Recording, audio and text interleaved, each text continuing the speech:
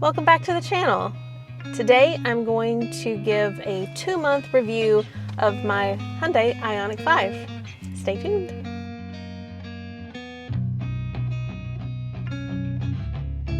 So I've had Misty, as I affectionately refer to her, for almost 2 months. Tomorrow will be 2 months exactly. I have 2,594 miles on the vehicle at this point, and we just thought we would check in and give you an update so I can let you know how I'm enjoying it, which I will say I really am. I think our ID4 was a great vehicle, and this one is maybe a little bit better. And so we'll talk about some of those points, some of the things that we're really enjoying about the car, as well as some of the things that are minor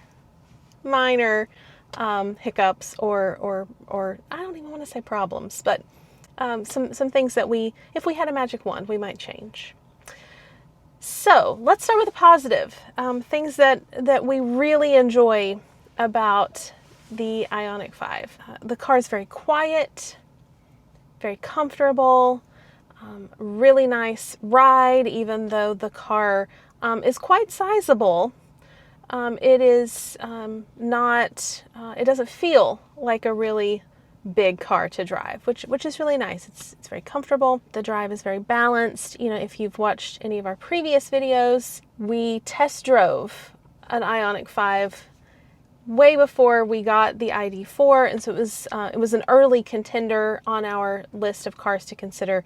But at that point in time, I did not enjoy the way that it drove. I thought there was it you know, kind of made me feel like I was getting carried away, like it wasn't grounded on the road. It was a bit floaty boaty, as I like to say.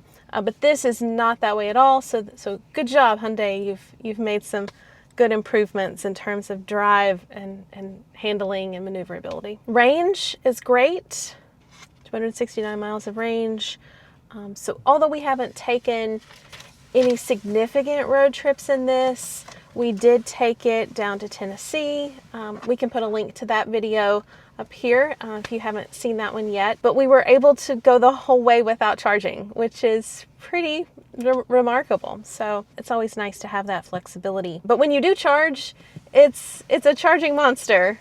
It charges really quickly. We have had the opportunity to charge on both Supercharger to test that out, as well as Electrify America, so DC fast charging, and both worked well.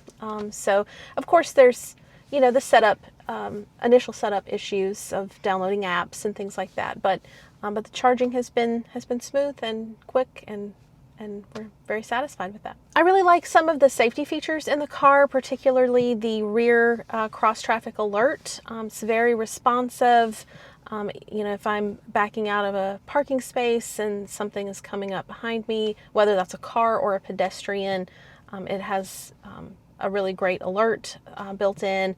I can see in my backup camera, you know, there's red color, there's audible beeping, there's even some vibration that happens. So it definitely gets your attention, but in a good way. Larry really enjoys the heads-up display. I like it as well. Here we will we'll say we really like it, but we do really like it. It has great information, and it's, you know, right in your line of sight, and that's great. But if you are wearing polarized sunglasses, it becomes really difficult to see. So, and we've had it during the summer, and so we often are wearing sunglasses when driving. So far, that has prevented a bit of a challenge, but when I'm not wearing my sunglasses, I really like it. Another safety feature that I really like about the Ioniq 5 is the blind spot monitoring. Not only does it alert me that there is something in my blind spot, but if I'm changing lanes and I put on my turn signal, I get to see an image of what's in my blind spot as I'm making that maneuver while driving. And so it's just another little added bonus to safety that I appreciate. Although we haven't been able to test winter efficiency yet, The Ioniq 5 also has some features that we're excited about and look forward to using as the weather turns colder. One of those is the heat pump, and the other is manual battery preconditioning. We'll have to let you know in the coming months how those work in real time. So nothing is perfect, and so we do have a few minor complaints that we want to share with you about the Ioniq 5. One of my biggest complaints that I feel like I experience on a regular basis, on a daily basis with the Ioniq 5 is adjusting the climate. I'm currently sitting in my garage, and so it's not super bright, and because of that you can see the current temperature very easily. You can easily see the up and down arrow to adjust the temperature and the fan speed and all of that. But on a bright sunny day, when you're driving around, there's too much ambient light, and these backlit numbers and pictures don't show up very well. And it's really difficult to safely look down while driving and adjust your temperature. It's really guesswork. I'm just pushing in the area that I think is right, and sometimes I miss it and sometimes I get it. So that is a bit of a complaint I have. Another minor complaint that we have is that when you're parking, sometimes the parking camera, the 360-degree camera, which is great, by the way, we love it. It's super handy, and we want it to come on all the time when we're parking, but sometimes it doesn't come on soon enough. And so you're already almost finished parking, you're in position, and it still hasn't come on. And there is a way for you to manually turn it on. So there is a workaround, but again, in a perfect world, we wish that that parking camera would come up on the screen just a little more quickly. Another issue that I have related to climate actually is this driver only feature, which is fine if I'm the only one in the car and I don't want the climate on the passenger side. I get that. But this is so easy to accidentally touch when you're adjusting other things, and numerous times I've touched it and not even realized that I touched it because there's no haptic feedback. There's a very slight beep. So if you were paying attention, it did beep when I touched it, but sometimes I turn it on accidentally. Another thing that can be frustrating at times is the sensors to tell you that you're too close to the car ahead of you sometimes are overly sensitive, or they come on in instances where I don't think that they should. An example of this is if I come to stopped traffic at a red light. I can fully stop the car, even engaging auto hold and releasing my foot from the brake pedal, fully stopped. But if I stop too close to the car ahead of me, it beeps constantly because it's telling me that I'm too close to the car ahead of me. But no, neither of us are moving, so it is a bit annoying. We love how roomy and spacious the Ioniq 5 is. It's really luxurious to ride around in. We hardly ever use the back seat. There's just two of us. If we had more people that we took places on a regular basis, I'm sure we would really appreciate just how roomy and spacious the back seats are. But for us, we're wondering if maybe perhaps they're too roomy and there's too much of a sacrifice for cargo space.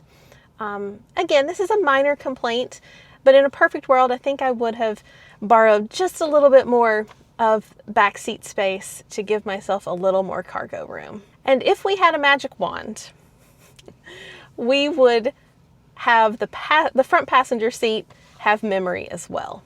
This was something that we really appreciated in our ID4. Unfortunately, we don't have it in the Ioniq 5. I also just wanted to share some similarities and some differences that I'm finding in my driving experience between this and my previous ID4. In the ID4, I always drove in B mode with a high level of regenerative braking. I really got used to that and I enjoyed it. It is certainly not one pedal driving, but it does have that high level of regen. I have been driving my Ioniq 5 with level 3. So although there is a higher level, I have found that level 3 in the Ioniq 5 is fairly comparable to the amount of regenerative braking that I was getting in the ID4 in B mode. So for those of you who might be curious, I think they're pretty comparable. The level 3 is pretty comparable. One other thing that I'm enjoying about this car is the AC. Many of you might know from our previous videos, I had a lot of complaints about the air conditioning in the ID4, and I do not have any of those same complaints here in my Ioniq 5. Another interesting thing that I've noticed is, because again, you know, I've only had it 2 months. It's been summer the whole time I've had it. Very warm outside. We've had a particularly warm summer. And I have found that when I get in my car at the end of the day and I turn the climate down, you know, to 68, 65, whatever it might be, it automatically puts on air recirc. I don't turn it on, it automatically does it.